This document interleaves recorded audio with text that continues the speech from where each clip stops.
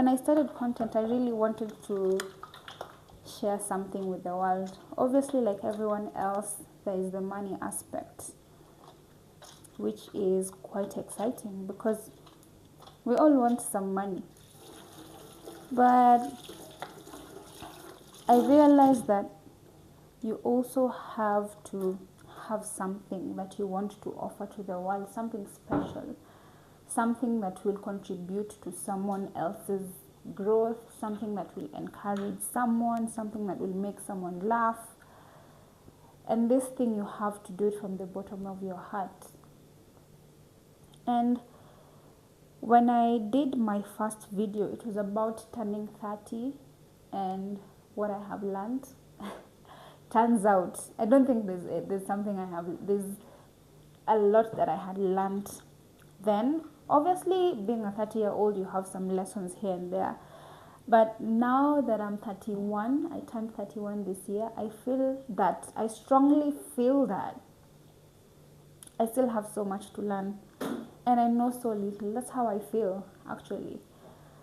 When it comes to creating content, I was forced to really look at myself. And I was forced to really ask myself very difficult questions like, who am I? Who am I? Who am I? Who am I? Who am I? Yeah, you really question who you are, and you're questioning it from a point of wanting to really understand yourself, wanting to understand your behavior, your patterns, what things have led you to be the kind of person that you are, what things are you willing to change, what things have you inherited from your parents, because let's be honest, we inherit a lot of things from our parents, and some of the things are not good. A lot of the things we inherit that are not good would be self-limiting beliefs, not believing in yourself, negative self-talk, and things like that. And it's okay, because when you become an adult, this is the kind of work that you're supposed to be doing. You're not supposed to be doing something. Okay, you can do something big and major, but I strongly feel that as an adult, it's the proper time to really study yourself. And I remember when just recently I was writing in my journal, and I was thinking about some questions that I asked myself. Just recently I wasn't feeling well, and I went to the hospital, and the doctor told me that I had a disease. And this made me feel like my world is coming to an end, because obviously nobody wants to get some bad news from the doctor. You want to go get sorted within a few minutes, get some meds, take the meds. After 1 week, 2 weeks, you're good. But when I went to the doctor and they had me do further tests, and they also recommended that I do more tests, I got scared. And I paused for a moment, and I asked myself, what is this disease trying to teach me? And another question that came to me was, what belief systems are causing me this ease? And I left these questions here for about, I would say, 3 weeks. And when I felt compelled to come and journal, this is what I wrote. And when I was reading it, I was like, oh my God, I think sometimes as human beings, we would want to look for answers outside. We will want to do research to find solutions for our problems. But one thing that I am learning is that we always have the answers inside us, somewhere.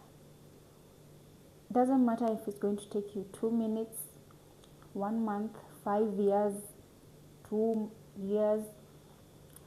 Trust me, you will always find an answer. You will always find an answer for whatever thing that is going on. So me having this ease made me really want to understand what things that I am doing that are really contributing to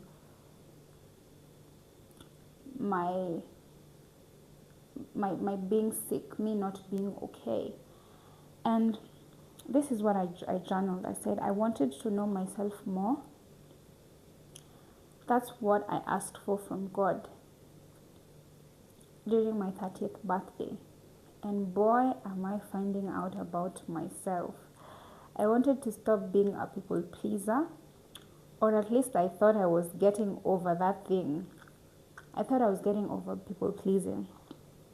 And the universe has a way of automatically giving you what you need to grow. I remember on my 30th birthday when I was just meditating and praying, I asked the universe for growth. I asked the universe to show me who I am, to show me what I am capable of. And so, yeah, the universe, when you ask, guess what? Your prayers are always being answered. So this is how things went. So there is no time that prayers are not being answered. The more I look into my life, the more I see how I'm being blessed by what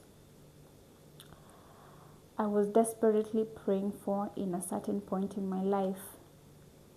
That's why I always write my journals from a point of gratitude, because I know even now I am a living miracle, that prayers do get answered, just not at the time that you think.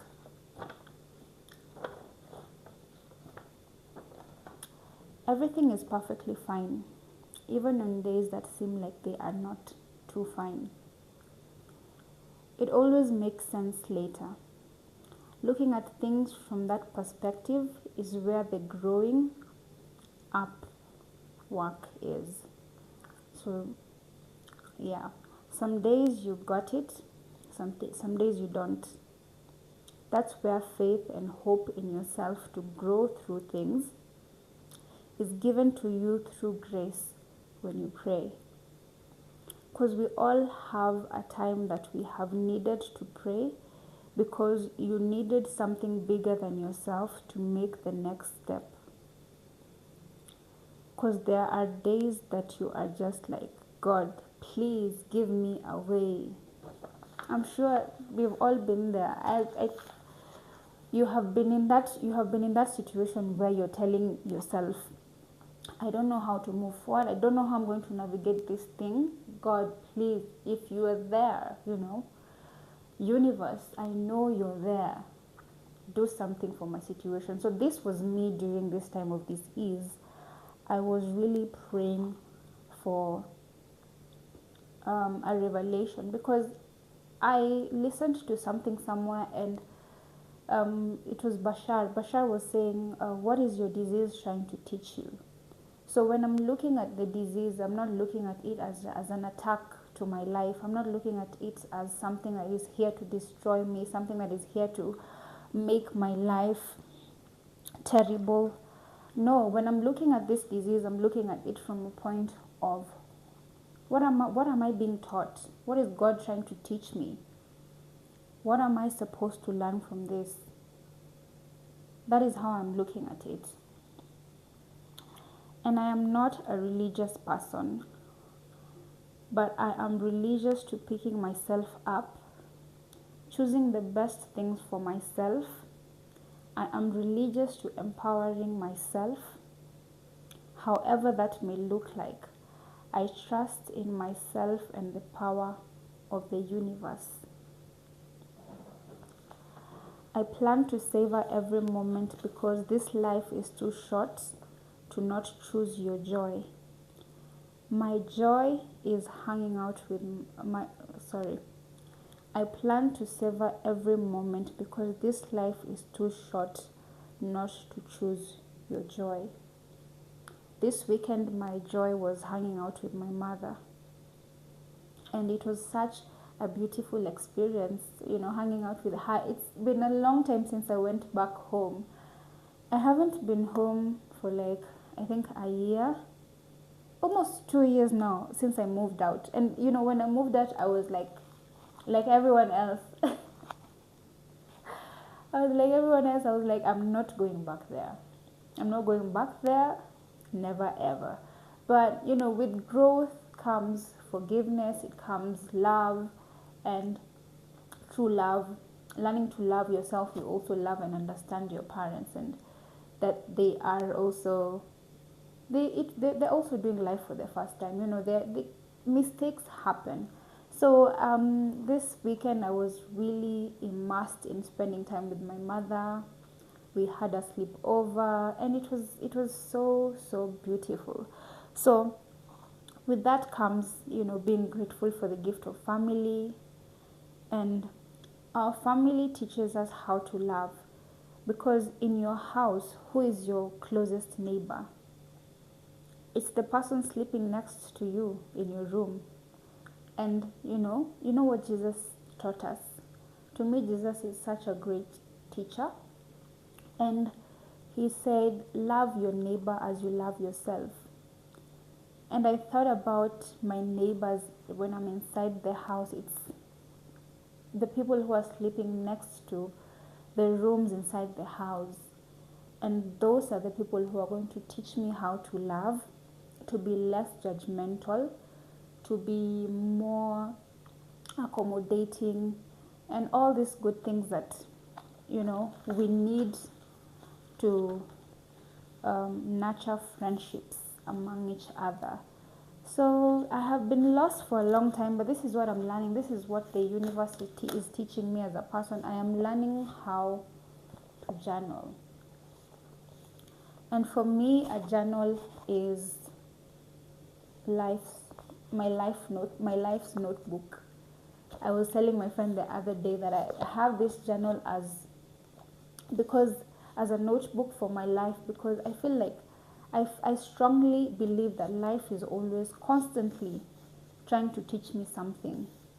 I'm getting lessons left, right, and center. So I need a book. I need somewhere to write. I need somewhere to note all these things down so that I don't forget what I'm being taught. It's really important that you find time for yourself, where you can just journal, where you can be without thinking about politics, without thinking about bills, without thinking about school fees, all these things.